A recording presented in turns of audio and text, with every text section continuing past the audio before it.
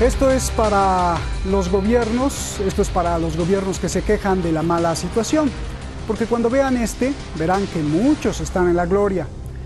Coronavirus, petróleo, terrorismo, presión mundial, presión regional, corrupción, crimen, inestabilidad, división, saqueo, devaluación, pobreza, desempleo, misiles volando, drones danzando, potencias peleando y además ser uno de los centros de poder, pelea y discordia de otros.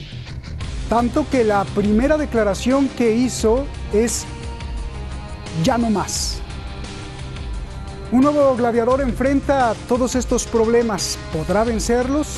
¿Qué hay detrás de todo esto? Soy Roberto Lamadrid y desde esta región donde ha habido guerra y sangre desde hace miles de años, detrás de la razón.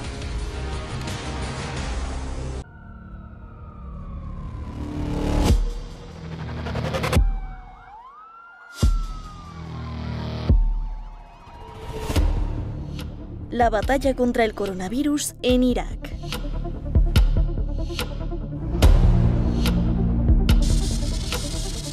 We don't have the capacity or the available bed to manage patients who will require respiratory care unit to treat management. La multiplicidad de etnias, corrientes políticas, problemas internos, divisiones sociales, la falta de unidad y un parlamento fracturado. Protestas contra la gran corrupción en el gobierno. La exigencia de los que quieren sacar a Estados Unidos del país.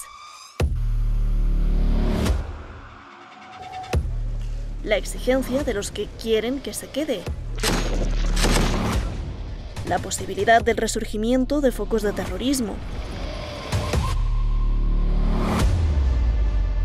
La economía hecha pedazos, desempleo y pobreza por los cielos. La caída del precio del petróleo, desastroso para un país petrolero como Irak. Estos son algunos de los desafíos que enfrenta el nuevo primer ministro. Mustafa Al-Qasemi llega después de 6 meses de un país sin gobierno, debido al desacuerdo social y político.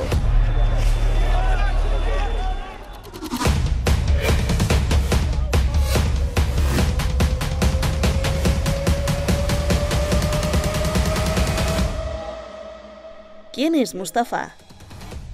Hasta ahora era el jefe de los espías y los servicios secretos de Irak. Estudió Derecho y ha sido periodista e investigador de derechos humanos.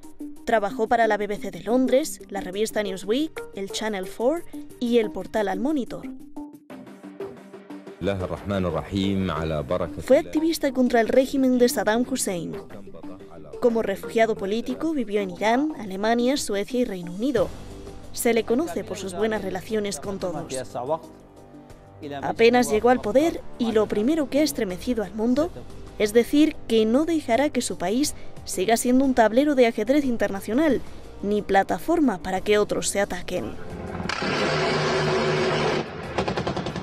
En enero de este año, Trump ordenó asesinar al teniente general de Irán, Qasem Soleimani, en Irak. Irán lanzó decenas de misiles a 2 bases militares de Estados Unidos en Irak.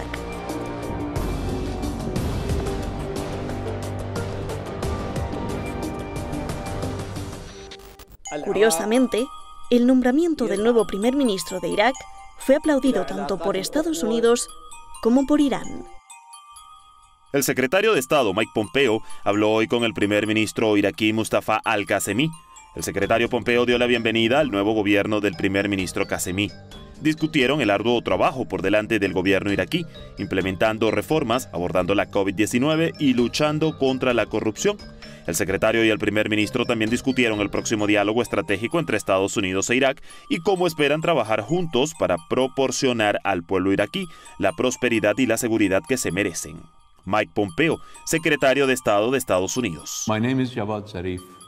Felicitaciones al primer ministro Qasemi, su gabinete, el parlamento y, lo más importante, el pueblo de Irak por el éxito en la formación de un nuevo gobierno. Irán siempre apoya al pueblo de Irak y su administración de elección. Mohammad Javad Zarif, canciller de Irán.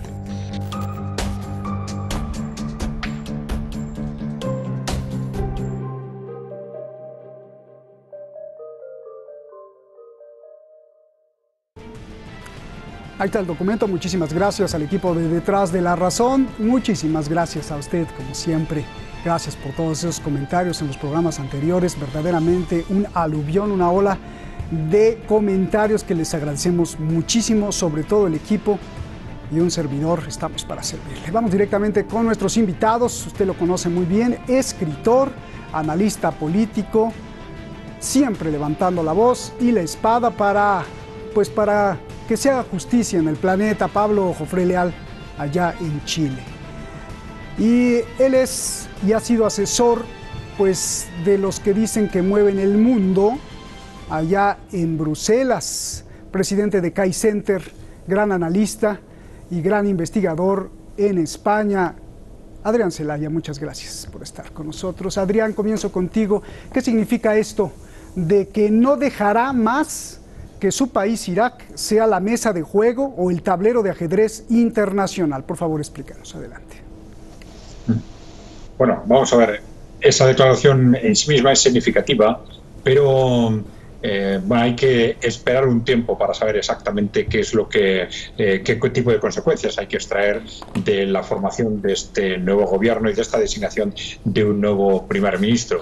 Bueno, evidentemente a lo que está haciendo referencia es a que dentro de los movimientos estratégicos clave que se están produciendo en Oriente Medio desde hace años, y fundamentalmente esa retirada estratégica a la que se está viendo obligada Estados Unidos y sus aliados fundamentales, los gobiernos de Israel y de Arabia Saudita, frente a lo que se ha llamado el eje de la resistencia. En ese contexto, Irak estaba siendo, digamos, una pieza claramente, controlada, de hecho, por Estados Unidos como consecuencia de la invasión. A raíz de la invasión y de la destrucción de Irak por parte de Estados Unidos, pues Estados Unidos mantiene sus tropas, mantiene su influencia y utiliza esa influencia, ese control que todavía mantiene sobre Irak para distintas maniobras defendiendo sus intereses, bueno, en buena parte, fundamentalmente, claro, frente al eje de la resistencia. Entonces, estas declaraciones en sí mismas, evidentemente, son importantes.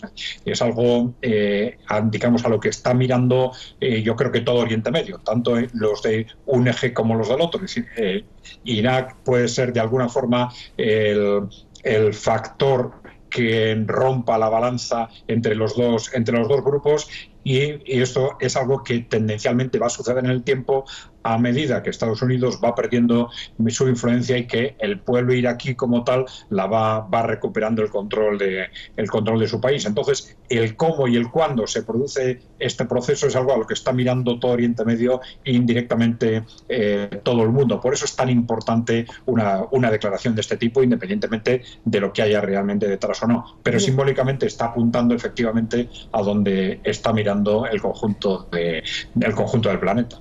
Bien.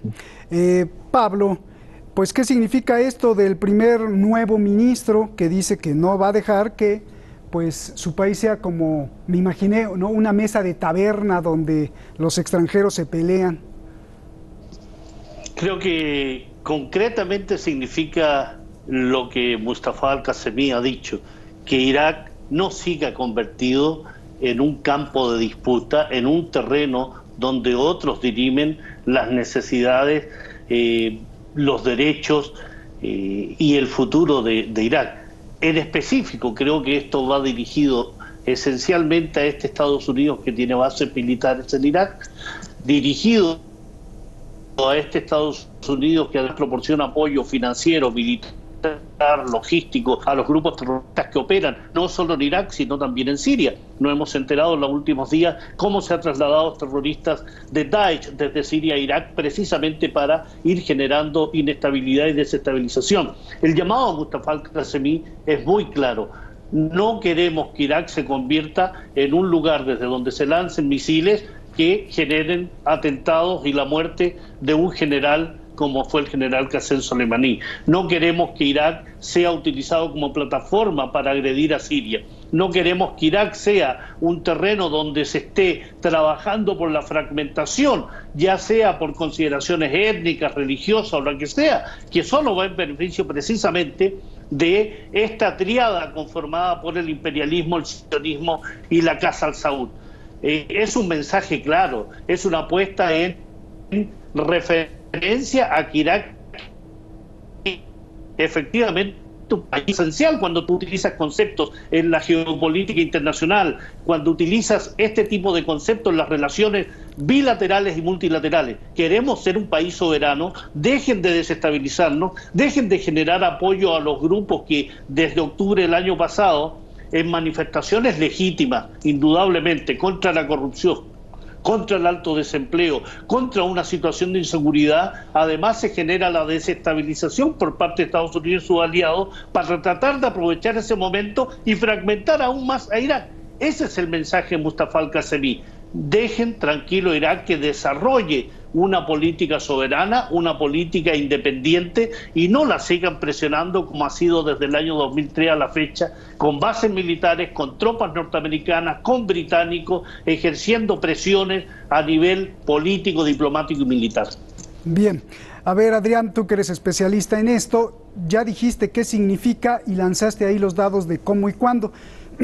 Yo te pregunto que me analices, pues, ¿qué alternativas tiene? ¿Cómo le hará para distanciarse de los actores internacionales cuando la economía de Irak es muy dependiente de Estados Unidos y también de Irán? Bueno, vamos a ver. Yo creo que Irak lo que necesita es tiempo. Es decir, es un país destruido por la guerra, en un proceso de recuperación económica, pero que no acaba de avanzar por la propia falta de estabilidad política del país. Ahora, como habéis dicho en vuestra información, amenazado por la caída de los precios del petróleo, la crisis del COVID, etcétera. Para hacer frente a todo esto y para posicionarse correctamente desde el punto de vista geopolítico, Irak necesita tiempo, necesita estabilidad política fundamentalmente, por eso la formación de un gobierno en sí mismo es importante. El que Irak tenga estabilidad política en sí mismo, independientemente de que las opiniones o las tendencias políticas de este gobierno sean unas u otras, pero o su propia composición, pero la estabilidad política es muy importante para que con esa estabilidad el país pueda recuperarse socialmente, pueda volver a recuperar la unidad, pueda recuperarse económicamente, y esa propia recuperación es la que le va a dar fuerzas suficientes para defender los propios intereses de su población, que son intereses muy claros, fundamentalmente en cuanto a las relaciones con el entorno y en cuanto a las relaciones con Estados Unidos. Pero hacer efectivos esos intereses depende de la capacidad de Irak de fortalecerse a sí mismo, de tener gobiernos estables y de recuperarse progresivamente en el ámbito económico. Yo creo que esos son los factores clave. Hay que tener en cuenta también que esta digamos, autonomía de Irak depende, como habéis dicho, de sus relaciones con un Estados Unidos que no es cualquier país, independientemente de las relaciones de interdependencia que existen en este momento. Estados Unidos es un gigante herido y frente a cualquier desplante, frente a cualquier movimiento agresivo de Irak para expulsar a los norteamericanos o de sus bases o de sus representaciones diplomáticas, puede reaccionar agresivamente, de muy mala forma, de formas que Irak no está preparado en este momento para soportar. Por eso Irak tiene que gestionar todos estos movimientos de forma prudente, progresiva y teniendo en cuenta también incluso algo que hemos comentado muchas veces, que los factores psicológicos del propio Estados Unidos. Es muy peligroso a un gigante herido como Estados Unidos, es muy peligroso humillarlo. Bien. No hay que hacer movimientos que puedan hacerle sentirse humillado, y es mejor ir avanzando de forma progresiva. Suavecito. A ver, Pablo, antes de preguntarte, como que veía que ahí movías la cabeza. Sí, lo que pasa es que a mí me parece, con todo el respeto que me merecen a mí las opiniones de nuestros analistas, de aquellos que nos visitan, el pensar de que Estados Unidos se pueda sentir humillado, los factores psicológicos de un país ocupante, un país agresor, un país que está a 16.000 kilómetros de sus costas, un país que no solo agrede a Irak desde el año 2003 a la fecha, sino que lo agrede con falsedades. Estar pensando en la humillación que pueda tener un régimen como el estadounidense, que está ocupando un territorio, que ha usufructuado de las riquezas petroleras de Irak, que ha aprovechado Irak además para fragmentar el país, para desestabilizar a otros países como Siria y como Irán. Es decir, pensar que este gigante herido pueda sentirse humillado, la verdad que a mí me importa muy poco. Aquí lo importante es que Estados Unidos y las tropas de Estados Unidos deben salir de Irak. Eso es lo que dice el derecho internacional, ¿no? Ocupar un país de la forma que está ocupándolo debe tener como resolución la salida. Y en ese sentido creo que es importante tomar en cuenta lo que líderes políticos y otros componentes de los movimientos y organizaciones dirían que están pensando. Es decir, la salida de Estados Unidos debe ser forzada. Bien. No va a entender de buenas palabras. A ver, Pablo, te voy a hacer la pregunta. ¿Por qué tanto Estados Unidos como Irán aplaudieron al nuevo primer ministro? Quizá entienda por qué Estados Unidos, pero Irán, ¿por qué aplaude al nuevo primer ministro si es amigo de Estados Unidos, trabajó con la inteligencia de Estados Unidos, con la coalición antiterrorista de Estados Unidos que siempre rechazó Irán y sobre todo es amigo del príncipe bin Salman de Arabia Saudí? A ver, explícame. Yo creo que ahí hay que diferenciar las palabras que escuchábamos de Mike Pompeo y las que escuchábamos de Mohammad Javad Zarif. Uno tiene que ver con la diplomacia clara, específica de dos países vecinos, con historias comunes, con una vecindad geográfica, pero además con referencias, con importancias, con relaciones indudables a lo largo de la historia. Por tanto, tener una mala acogida a un gobierno que ha costado 6 meses formarlo por parte de otro gobierno que es vecino, sería absolutamente suicida estar criticando a un gobierno que recién se inicia. Me parece que la diplomacia, que es bastante de altura de Irán, hace referencia a la necesidad de estimular el éxito de este nuevo gobierno. Ya vendrán los días, las semanas posteriores, donde las relaciones entre Irán e Irak tendrán que fortalecerse en virtud de los intereses regionales, no los intereses de Estados Unidos. Y Mike Pompeo, indudablemente, que lo que quiere es buscar la mejor manera de llegar a un entendimiento con Irak, cuyas fuerzas políticas mayoritarias le están exigiendo la salida sin concesiones, y de esa manera, ahí sí coincido, tratar de no sentirse tan humillado en la salida que tiene que ser obligada. Es un hombre que estuvo, lo mencionabas tú en el inicio del programa, vivió en Irán, vivió en Gran Bretaña, vivió en otros países europeos. Es un hombre que, como muchos en Irak, como muchos políticos, han tenido relaciones lógicas con Estados Unidos, porque es un país que desde el año 1991, cuando invade Irak en la Segunda Guerra del Golfo, ha tenido relaciones de intromisión en Irak. Bien. Por tanto, hay relaciones con los políticos, los militares, de todo tipo de calañas en Irak. Bien, a ver, te hago esta pregunta, Adrián, que tocaste al principio, me pareció muy interesante porque creo que ya sabes qué está pasando y quiero que me lo digas. Al ver que se están moviendo muchas cosas en la región, es posible que se estén llevando a cabo conversaciones secretas para llegar a un acuerdo en toda la región.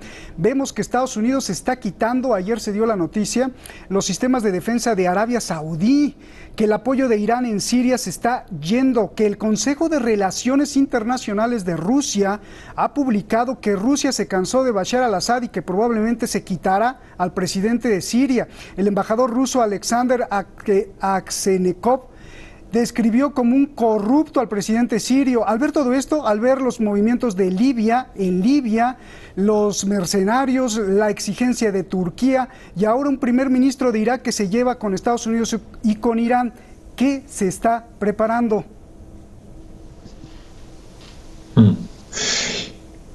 ¿Qué se está preparando? Bueno, vamos a ver, yo creo que estamos en unos meses muy especiales que están totalmente condicionados por las elecciones de Estados Unidos. Entonces, yo creo que hay un contexto a la vez de posibilidad de acuerdo.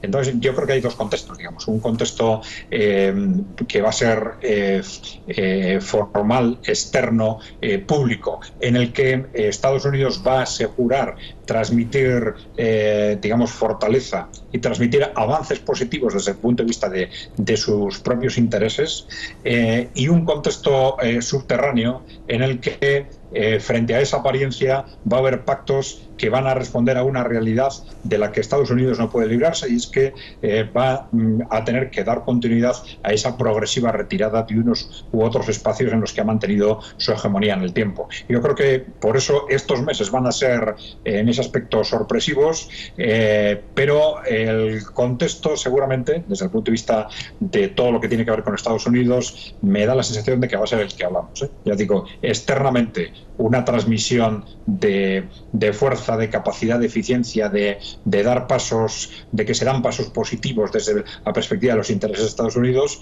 aunque en lo subterráneo hay unas maniobras totalmente distintas. Bien, a ver, Pablo, la misma pregunta. Sí, mira, me parece, Roberto, que ahí está generándose una situación de pragmatismo. Todo lo que has descrito tiene que ver con una situación no solo derivada de la pandemia del COVID-19, que está trayendo una crisis económica colosal. Tiene que ver también con la crisis derivada de los precios del petróleo. Tiene que ver con que los países no pueden pasar permanentemente apoyando a uno u otro bando, porque significa también un desangramiento interno, económico, político, humano. Por tanto, lo que tienes que tratar de buscar es las mejores soluciones para que el conflicto en el Magreb, en Libia, el conflicto en Asia Occidental, en Siria, Irak, puedan tener una salida donde la negociación de, primero, la necesidad que los países tengan soberanía, que no sigan siendo agredidos, que no sigan siendo invadidos. Y al parte de lo que tú mencionas de Libia, de Siria y de Irak, hay que resolver otros asuntos muy importantes. Yemen y la agresión saudí desde el año 2015, Palestina y este nuevo impulso sionista respecto a anexionar los asentamientos de Cisjordania y llevarlos a esta Palestina histórica ocupada por Israel desde el año 48. Por tanto, hay una parte que se quiere solucionar, que se quiere negociar, que se está avanzando, y que el retiro de ciertos sistemas de misiles puede dar una indicación, o el tema de las fuerzas de iraquí derrotando a Daesh en la frontera sirio-iraquí también es una indicación. Pero hay otros elementos importantes para todo el elemento geopolítico y estratégico de Asia Occidental que no se han resuelto: Palestina y Yemen. Y mientras eso no se solucione, indudablemente esto va a ser solamente una anécdota, va a ser opiniones de ciertos políticos, ciertos funcionarios internacionales, pero aquí hay que resolver situaciones, guerras, conflictos, no solo en el norte de África, sino en el conjunto de Asia Occidental. Bien, ya nos vamos, nos queda un minutito. Adrián, tú lo has dicho aquí muchas veces en el programa, que dos de las figuras muy importantes en el mundo pues son Vladimir Putin y las diferencias con Donald Trump. Parece ser que ahí hay como ciertas negociaciones. Yo te pregunto, ¿China quedó afuera del dilema entre Rusia y Estados Unidos en la región, o prepara algo también para tener pues su tajada del pastel? Bueno, vamos a ver, China no está manteniendo una posición muy activa. Cuando dices la región, entiendo que te refieres a lo que aquí llamamos Oriente Medio, ¿no? Sí. Sí, China no está manteniendo una posición directamente activa en la región. En general, las políticas internacionales de China hasta ahora han sido extraordinariamente prudentes, ¿no? Dentro de los países emergentes, ellos se situaban en un proceso, digamos, de crecimiento continuo, de asentamiento continuo de su potencia económica, y China ha sido siempre consciente de que en algún momento iban a ir a por ellos, de que en el momento en que esa potencia fuese considerada desde Occidente excesiva, iban allá por ellos. Y su objetivo ha sido retrasar ese momento al máximo. Es muy posible que ese momento haya llegado alrededor de todo lo que estamos viendo este año, pero no lo vamos a saber con seguridad hasta después de las elecciones norteamericanas, que es un momento absolutamente clave. Donald Trump está pisando el acelerador, digamos, de estas campañas de agresividad contra China, pero China tampoco va a hacer nada desorbitado mientras no se vea con claridad qué va a pasar en las elecciones presidenciales. Gracias, Adrián, un abrazo grande. Gracias, Pablo, abrazos, gracias, un gusto, un placer. El coronavirus ha venido, como lo he estado diciendo, a mostrar más de lo débiles que somos, de lo frágiles que somos como seres humanos. Débiles. A ver, ¿por qué lo digo? Mire usted. En Tanzania hay alarma, Tanzania, África, porque ¿sabe usted quién dio positivo la prueba del coronavirus? Ahí le va. En Tanzania dio positivo una cabra y una papaya. Una papaya, sí, que es una fruta, y una cabra, que es un animal. Tienen coronavirus.